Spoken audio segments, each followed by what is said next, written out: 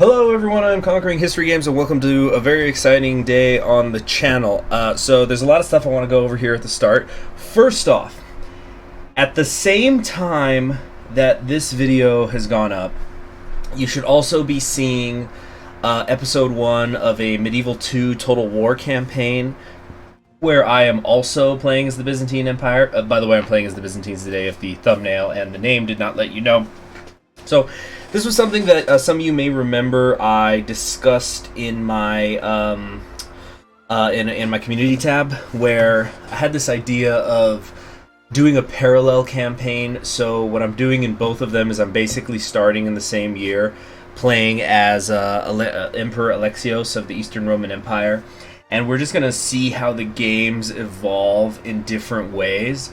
Vast majority of you, over 4 out of 5 of you, so basically more than dentists saying that toothpaste is good, have said you would be interested and you think it'd be cool to see the divergence between the countries. So that's what I'm going to be doing here today. So let's go. I was just doing a test run real quick, just like, 5 speed, taking a look around, seeing what was happening. So that's what that was. Alright, so we're going to be going to the 1081 bookmark. After a series of devastating losses to invading Turkish forces, the Byzantine Empire is reeling. But there is hope. The great general Komnenian has just seized the throne from the corrupt Nikephoros III. Alexios, whose life was dominated by his daughter Anna, documented by his daughter Anna. She did not dominate him. If anything, she was quite worshipful of him. Anna and the Alexiad and his successors would halt the decline of the empire and push back the Turkish invaders from western Anatolia, buying more time for the ailing remnants of the old Roman Empire. For now, Anatolia is ruled by Suleiman I, a member of the Seljuq dynasty, who arrogantly calls his new state the Sultanate of Rum. Alright, so we're just gonna select him and get into it. So, can't forget to load the rules. We're going with slot 1. Sure that is correct. Okay, yeah, that's the one I want. Alright. Now, we're going to... Well, first off, I know that a lot of you enjoy when I start my campaigns and I discuss certain characters, certain people from the time period, as well as giving historical context to everything that's going on in the world. Usually when I play my Crusader Kings 2 campaigns, if this is your first time watching, I am at a custom bookmark date, so I don't go to 1081. I'll move around the months or the years because I'm trying to find a very specific character to start as, a specific historical character, that is. And because I think this is the first campaign I've done for the channel where I'm at the 1081 bookmark, I thought it would be cool to do a video, and I'll try to link it in the description below, where I just go over the entire I go over like not every single nation and character in this game, but basically, I went all the way across the map. I went through Europe and the Isles and Scandinavia and Africa and the Middle East and Tibet and India, etc. Pointing out interesting people such as, King Knud, or who else did I bring up? Or, Lady Arwa, and also more obscure ones as well.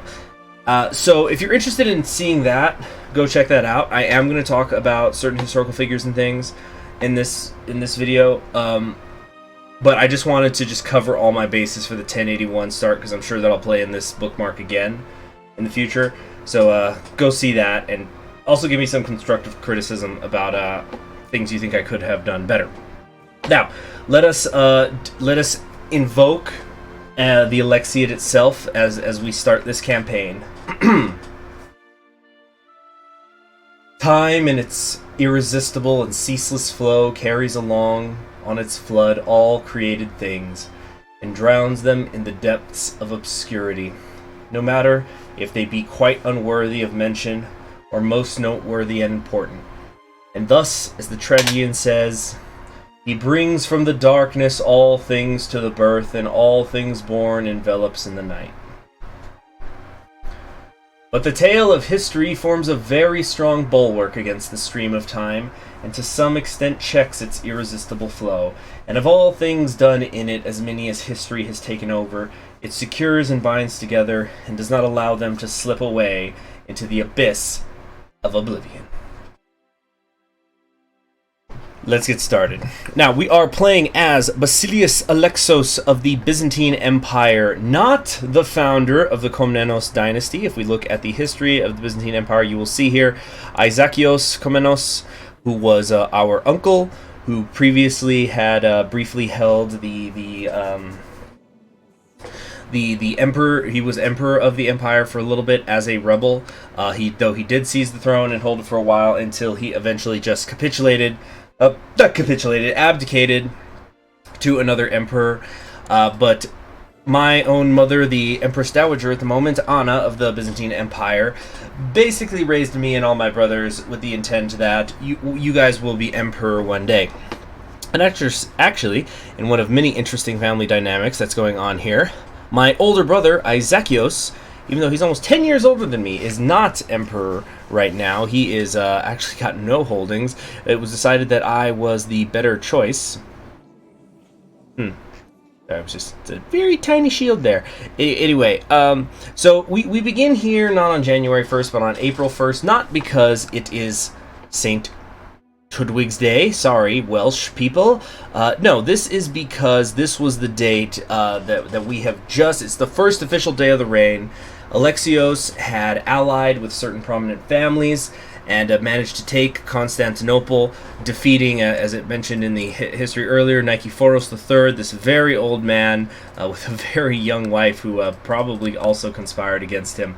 Alexios had been working for a variety of emperors ever since the Battle of Manzikert, and well, not since the Battle of Manzikert, but a little bit afterwards, and had become a pretty prominent figure within the empire, and it was decided that he was the one who would be needed to save it. He worked with, a lot of family allegiances came into play here. So, for example, his own wife, Irene, is a dukas here. So their family also had been emperor previously. So we have here, we'll see that her great uncle, Konstantinos X was also an emperor. So those kinds of different family connections were really key here. They were also a bit of a problem at times. So, for example, you'll notice here that my wife is only 15 years old. And early on in Alexios' reign, there was a lot of talk of maybe putting her aside because they hadn't consummated the marriage yet. They were married, but they hadn't had sex. And so there was a lot of talk about putting her aside, maybe seeing if you could find a better strategic alliance with a family. But Alexios was not having any of it. This may have been because he was genuinely in love. It may have been because of a sense of piousness. He was known to be a very religious and a deep believer in his faith. But they end up having a very happy, well, I'd say 90% happy marriage, and they had 9 children, that's just beautiful. And let's see if we could beat that record. Unlikely. Now, as I was saying, though, it's April 1st, 1081. They've just taken Constantinople. Now, Alexios himself had previously defended Constantinople from attack. Maybe back then he was clean-shaven. He certainly wasn't by the time he became emperor, but that's not the point. Sorry, it just kind of annoys me that he's so clean-shaven. But so he understood that there was no way he would be able to take Constantinople by siege, especially since the forces of his rebel army were much smaller than those of the ones that he had fended off before. So he ended up bribing some mercenaries, basically, I believe they were Germanic mercenaries, into opening one of the gates of Constantinople so that his army could stream in, because he knew that, for example, the Varangian Guard was always going to be loyal to whoever the emperor was, so they wouldn't be able to work with them. Unfortunately, the coup turns into a sacking of Constantinople, not just by the mercenary troops in Alexios' army, but actual Byzantine soldiers, Greek soldiers. They were raping and pillaging, and it was just really terrible. And even Anna, who was Alexios' daughter, who wrote the Alexiad, which is our main ancient source on, I wouldn't say ancient, our main medieval source on his life and those of his children, even she is pretty blunt about what was happening. So the 1081 sack of Constantinople is not remembered as much as the 1204, certainly not as much as the 1453 one, but it was. It did happen. Now, Alexios, of course, did try to stop it. It took a little while. It took him about 24 hours before he could finally get everything under control. And he really felt terrible about it. The ancient sources says that really he was really emotionally disturbed by it having happened. And he ended up, him and his family, privately meeting with one of the patriarchs. Who are they? Yeah, we have the patriarchs here. And he ended up doing penance for a bit of his early reign, doing things like wearing potato sack cloths, only sleeping on the floor, using a rock, etc. Incidentally, does he get the pious trait? Pious, brave, diligent, proud, patient, greedy, zealous, and kind. Okay, but I've been talking quite a lot. Let's actually talk about what he did when what was so important about Alexios. Now, of course, he's famous for beginning the Komnenos restoration, which was basically the final high watermark of the Eastern Roman Empire. I know some of you are going to bring up Michael later. I wouldn't really say so. This is like a dynastic 100-year long peak because his family did rule the empire for almost exactly 100 years. And they did a lot of things. They took back territory from the Turks. They militarily grew stronger. They financially were mostly able to keep the empire in check. Yeah, you'd have a little bit of a bout in inflation here and there, but for the most part, he basically keeps the Eastern Roman Empire from falling for another almost 400 years because of this ascension that he takes them through. And it's going to be tough to try to replicate what he did, but we're going to try. We're going to try to go for several achievements. Let me just tell you right now, there's no guarantee I'm going to pull these off, especially because it's a little harder when you're at the 1066 and 1081 starts. But I'm going to attempt to do the following achievements. We're going to try for Protector of the Holy Places, which is where you have to hold Rome, Jerusalem, Mecca, and Medina. Pentarch, which is I have to be Orthodox Christian and hold Rome, Constantinople, Alexandria, Antioch, and Jerusalem. Legacy of Rome, that's where I restore the Roman Empire, which it says I have to have prestige of at least 3,000, be the Byzantine Empire, and hold the following duchies/themes: Latium, Venice, Ferrara, Sicily, Genoa, Capua, Apula, Thrace, Antioch, Jerusalem, Alexandria, Hellas, Tunis, and Croatia. Now, I'm not entirely sure if I always need those specific Italian duchies, because I should have double-checked the codes before I started recording today, but I think I only need Antioch, Alexandria, Croatia, Jerusalem, Tunis, Rome, and then just any 7 other Italian duchies. Of course, we'll just try to eventually take all of it if we can. And then if I manage to do that, we will then go for SPQR, where we must reclaim the old Imperial borders. Now, I think I did pull up a map here somewhere. Aha! Yes, here we go. Oops. I'll drag it over. Okay, so this is what the Imperial borders entails. So, Egypt, basically all of North Africa, Spain, Gaul, most of Britannica, etc. You'll see we have to go beyond the Danube into some of what is currently Hungary, things like that. So this is a very, very tough one, and I probably just will run out of time, even if I'm doing kind of well. It's a little tricky because sometimes it feels like you're going slow in CK2, but then you start to snowball, and then you can go really, really fast. Also, the big problem, I think the biggest obstacle to us even forming the Roman Empire period is going to be that the Holy Roman Empire is very powerful at this moment. They've also taken Zealand, so there's no word for them to fight for France right now. But they could very easily start to vassalize a lot of people around them if they start getting some key marriages. I have played in this bookmark in my own time before. I've seen them just swallow up Italy and a lot of Iberia and just a whole lot of things going on. They can get really out of control really fast if if the odds are in their favor.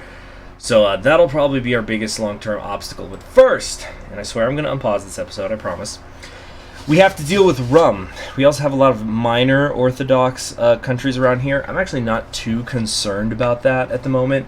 I'm mostly concerned with shattering rum. So I'm going to try to get the religious liberation Kazai which allows you to eat up big sections of Orthodox-held land Muslim-held land that has a lot of Orthodox people in it. It should be a pretty good way to break the backs of rum. Unfortunately, we do not then get to absorb it into our country directly unless they want to submit to vassalization, which is extremely rare in my personal experience that they'll do that this early. But we can... these guys Catholic? No. Why is it gray? Well, anyway, so the key here is more to cripple rum, and then we'll absorb the nations later. The other really big problem we've got to deal with at some point is the Seljuq Turks. Now, I'm actually going to do something, and I've made a video about this before. We're going to immediately pay tribute... wait, no, we cannot. Wait a minute. Where's my treasury? Where are my artifacts? Oh yeah, I can give him a beard. Let's give him a big beard. That's good. That's good. Cut it. Oh, fantastic. All right, so where are my artifacts?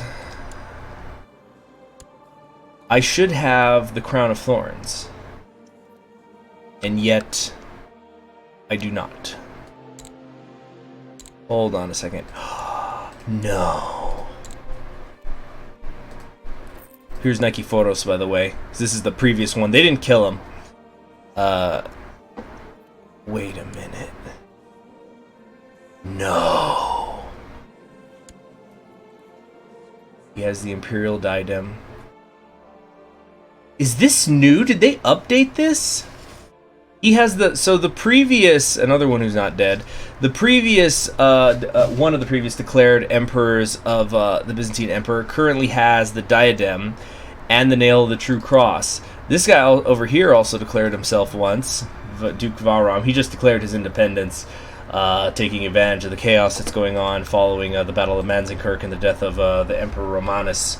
Romanus? Yeah, I think it was Romanus. Then where's the Crown of Thorns? Who's his heir? Are any of them still alive?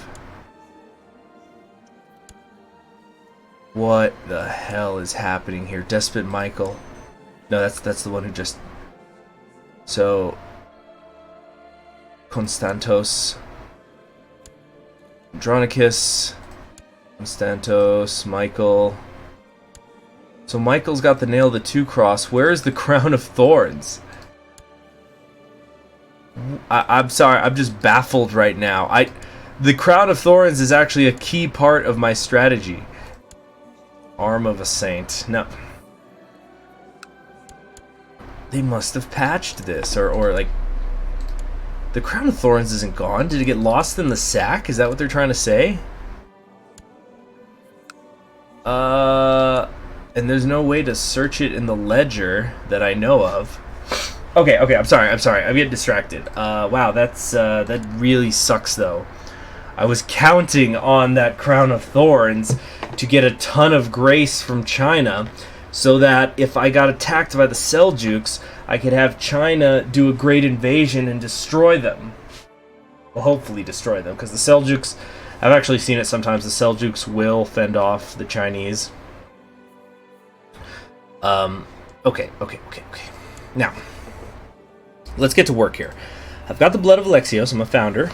Great emperor who fought both the Seljuq Turks and the Normans. His reforms stopped the imperial decline, restoring much of the former glory. Now, I'm pretty sure I'm going to have some issues with factions within, but the first thing I want to do is I want to absorb anybody as quickly as possible, and I think Hungary is the way that I want to go. This guy, Arpad, has a couple of, bloodlines, which is pretty cool, but I'd like it if we could get in there somehow. Let's find a claimant who will come to our court. Doesn't look like there is one. What's their problem with me? Zealous and religious differences. Well, that's their loss. How about Croatia? Croatia just came out of a lot of crazy fighting. No, you think it would have been easier to find somebody in the line of succession. Alright, that's not going to happen. But over here. Aha! Here we go. Richard, commander of Apulia, has a strong claim.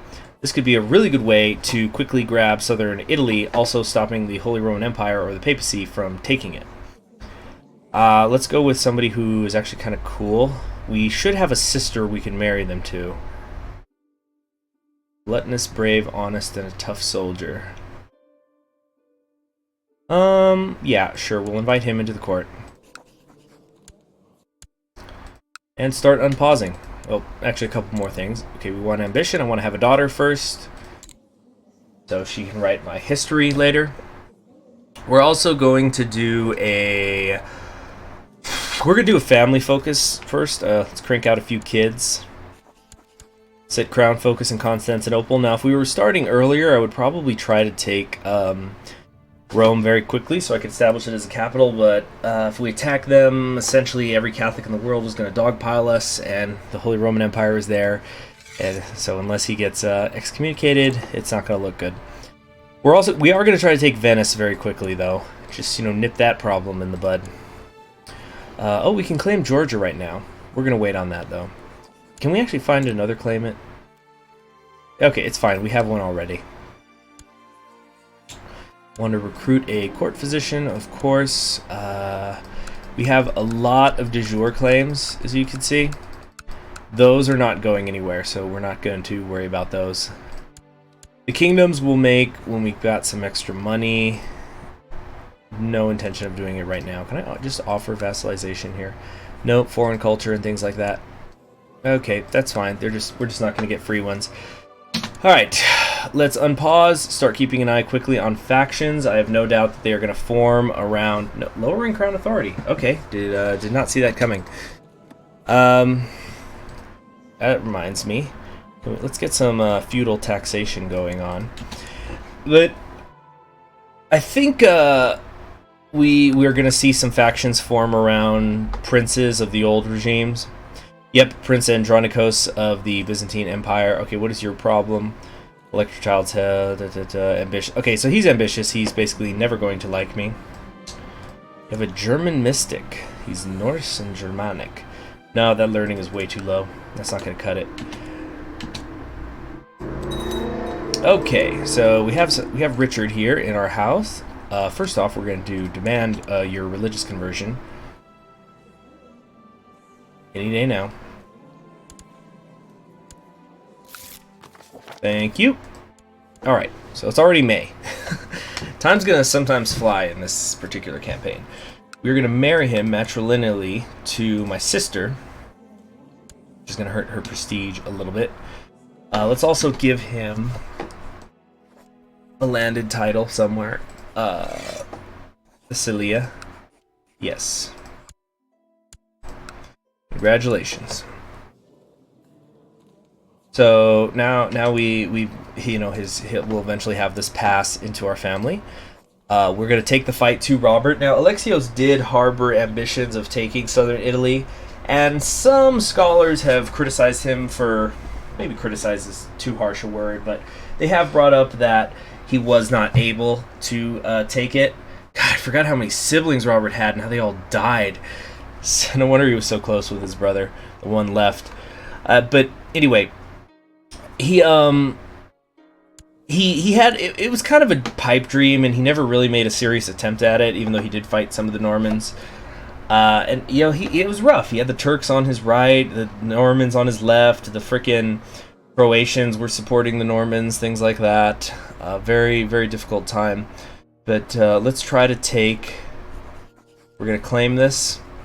We're going to take southern Italy, which we should do sooner rather than later for a couple of reasons. The main one being there's still orthodoxy there, so we got to stop him before he makes it a little bit too Catholic.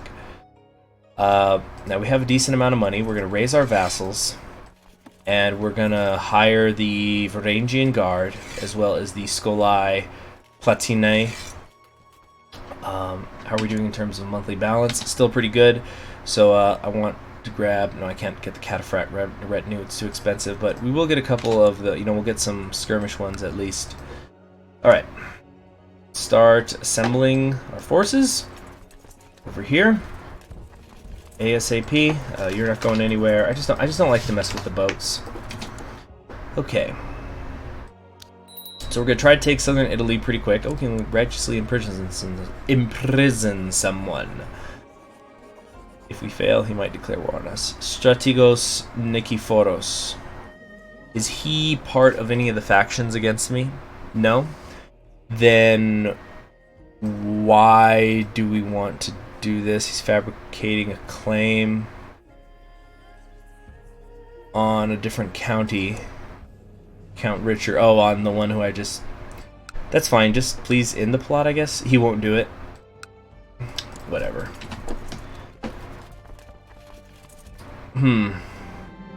Nice. My wife is already pregnant. Wait a minute, she's 15! Oh, I hope that's just an event pregnancy. Alright, they're coming across. That's a bad idea. Okay, all the holy orders have just been established. Yeah, they tried to come across the stream and just got absolutely devastated. Very large army we've already got. It's gonna go away real fast though. Make no mistake.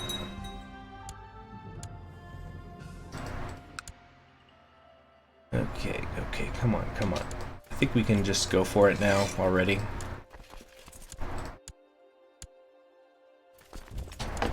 Alright, over the straits. There has been a liberation of Bulgaria war already done. There's a they seek to restore the Kingdom of Bulgaria. Wow, that is not something I thought was going to come. Let's buy her something nice. Uh-oh, we are in debt. I think we can get it back pretty fast though, hopefully. Nope, we're running a negative balance. Repeat, we have a negative balance. Okay, the good news is I don't believe that the Varangian Guard and them will run away just because I'm in debt. Alright, we're already at 68%. So, I'm going to be usually naming people after my Patreons, but this first daughter, we're going to at least name her Anna. We got a quick ambition there. Let's have a son. Uh-oh, things quickly get out of control as my soldiers storm the gates of Brindisi, killing indiscriminately and sacking every building they come across. They seem to have lost all sense of discipline. Oh, no. So we're going to try to stop this immediately. 59% chance it'll work. I'll gain prestige and possibly strong leader, but there's a 41% chance that it's going to fail and I'm going to lose the university. I'll also become a weak leader for 10 years, which is really bad. Alright, what happened? I became a weak leader. Oh, that's just terrific.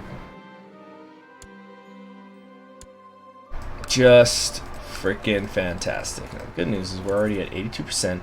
Oh, wow, they're actually besieging Constantinople right now. So we need to hurry it up here. Let's just go ahead and take the capital. Stress. Do I want to be stressed? Probably not. No more charity. Stinks, but that's just how it is. Let's get some taxes over here. Please suppress revolts. Where is the... Yeah, right here. Suppress the revolts. Let's go study some technology out there in the world, and I want to try to get rid of these heresies. I anticipate these heresies are going to be a real freaking problem. Got a budget deficit. It's okay. Look, they're trying to come back in time. I don't think they're going to make it. We got to do something about those Bulgarians, though. After my army enters Cannae, any sense of discipline is lost. Okay, well, we might as well just try to stop it. It's not like we're going to become a strong leader because of it, right? Oh no, I have now strong leader and weak leader, so I've broken even. I have both modifiers. But sweet, we already did it. We usurped his title. We have won. He is a member of our our court, though, now. But his liege is above us. And he loves me, loves me, loves me. So now we have Orthodox Normans over here. But look at that! Doesn't the name just already look so beautiful? Okay, let's take a look over here at the Kingdom of Sicily, see if we can't... there's no claimants. Okay, because I think he founded it. Yeah, I think he created the title. He has several children, though, so we might be able to pull something off. But we have no time to celebrate. We got to whip around and quickly defeat the Bulgarians. This should actually be pretty easy. Even though they've taken a lot of land so far, we just have to kill the army. And after we've done that, we will end the episode. There's going to be a whole lot of warring as Alexios. We've got a lot to do and not a whole lot of time to do it. Once again, looking for Hungarian claimants. Aha! We have one. He's 17. I could betroth him to my daughter. He's quite older, though. Or I could just give him something and then we'll... Oops, sorry, I knocked something down. And I could give him something and... Oh, he has the bloodline! Yes, yes, good, good. To both the bloodlines. And then we can maybe breed him into our family. I'd love it if we can collect some bloodlines. I have wanted to at some point get the History is in My Blood achievement, but that's a pretty long one, and you know, you need to get some proper marriages.